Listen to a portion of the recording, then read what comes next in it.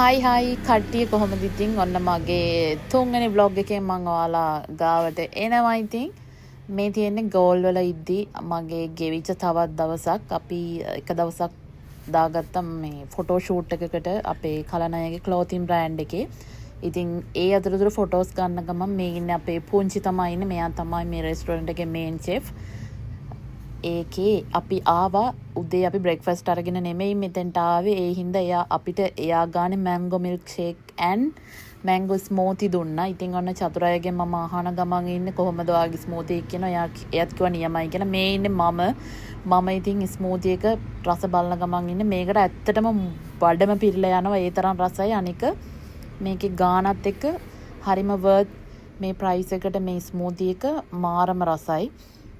මම බීපු රසම mango smoothie එක කිව්වොත් හරියටම හරි.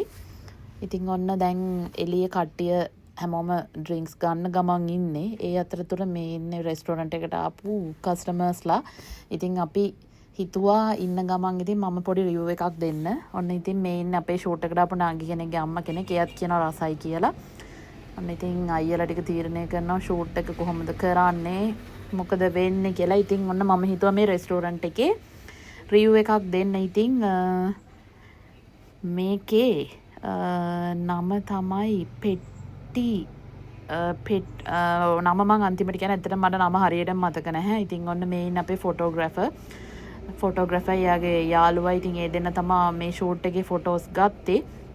අන්න ඉතින් මේ ඇත්තට මේ රෙස්ටෝරන්ට් එක ඩෙකොරේට් කරලා තියෙන්නේ අර මං හිතන්නේ ඔය රූකඩ කියන්නේ අර අම්බලන්ගොඩ ඒ තියෙන රූකඩ වලින් වගේ අර නිකන් ඇන්ටික් විදිහට තමයි ඩිසයින් කරලා තියෙන මාරම ලස්සන වයිබ් එකක් තියෙන්නේ.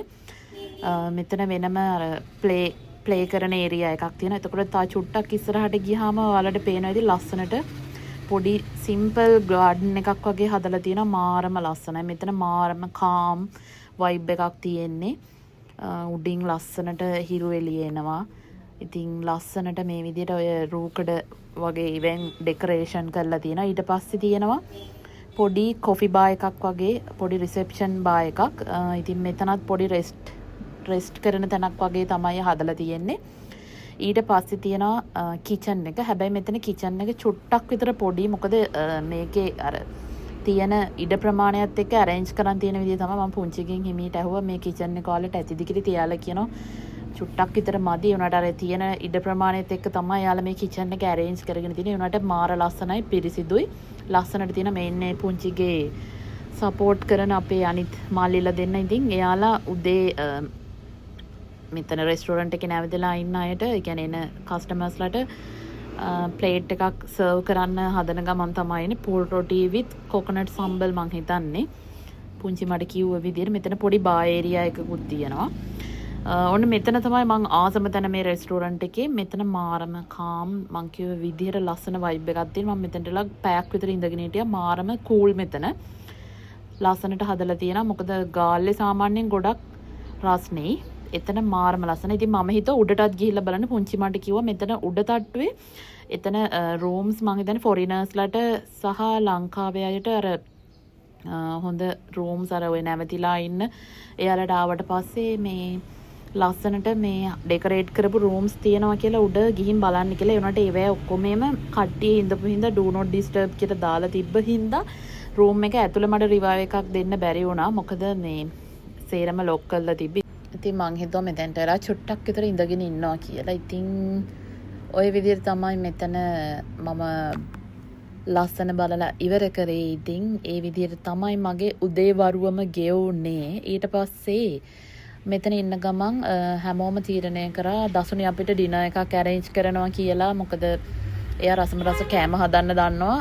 ඉතින් ඔන්න ඉතින් රෑ ඉතින් අපි කට්ටියත් එක්ක ඉතින් මමත් සපෝට් කරා. එතකොට අපේ ෂෙනී නංගිත් සපෝට් කරා. ඉතින් මම ඔන්න පොඩ්ඩයි ඉතින් මට ලොකු වැඩක් තිබෙන්නේ. මට තිබෙන පොඩ්ඩක් චිකන් ටික ෆ්‍රයි කරලා දෙන්න කියලා තමයි කිව්වේ. ඒත් ඉතින් ඔන්න ඉතින් මෙයා තමයි අමාරුම වැඩේ කරන්නේ. හරීම චූටියට ගාලික් කපන වැඩේ තමයි යාට තිබ්බේ. ඉතින් ඔන්න කුමෝට්ට පොඩි වීඩියෝ එකක් ගන්නකම ඔන්න ඉතින් වීඩියෝ කරන හැටි ඉතින් ওই විදිය තමයි එයා වීඩියෝ කරන්නේ. ඉතින් ඔන්න ඉතින් ගාලික් කපන ගමන් ඉන්නේ අපේ ෂෙනීනංගේ එයා තමයි අමාරුම වැඩේ කරන්නේ. ඔන්න ඉතින් කැම ටික හදලා ඉතින් ඔන්න දසුනින් ගෙනත් දෙනවා ඉතින් අපිට රසම රස චිකන් ෂවර්මා. ඉතින් මාරම රසයි මේක බොරු කියන්න ඕනේ නැහැ නේ. ඉතින් දසුනි ඇත්තටම ඔයාලා රසම රසට කැම හදන්න පුළුවන්. මොකද ඒ හිටපු දවස් දෙකේම එයා රසම රස කෑම හදලා දුන්නා. බාබකියු නයිට් එක මම ඔයාලට මතක ඇති කලින් දැම්ම. ඒකෙත් බාබකියුස් ටික දැම්මේ එයා. මාරම රසයි ඒක. ඉතින් ඔන්න අපි අනිත් කට්ටිය එනකන් ඉන්නේ. මොකද හරිදු මාලේලයි කට්ටියම පොඩක් එළියට ගිහිල්ලා එන්න ගියා. මොකක් හරි හදිස්සියකට. ඉතින් අපි කට්ටියම එනකන් බලන් හිටියා කෑම කන්න. මොකද හැමෝමත් එක්ක එකට තමයි කෑම කනකොට තමයි පොඩි විනෝදයක් තියෙන්නේ.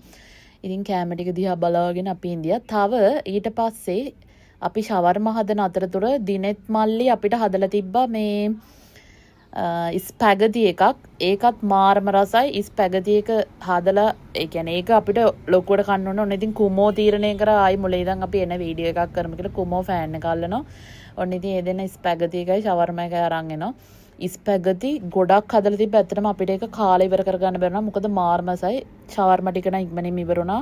ඉතින් අපේ කන වීඩියෝ එකක් නැහැ. මොකද එළියට ගිය කට්ටිය එන පාටක් නැති හින්දා අපි මේකෙන් පස්සේ කන්න පටන් ගත්තා. ඉතින් කෑමවල රස පිළිබඳ තියෙන රිවිව් එක අපිට දෙන්න විදියක් නැහැ. මං දැන් කියන ඇත්තටම කෑම ටික මාර රසයි. ඉතින් මගේ තුන්වෙනි vlog එක මේ විදිහට ඉවර වෙනවා. හැමදාම මාත් එක්ක එකතු වෙලා ඉන්න. බයි බයි.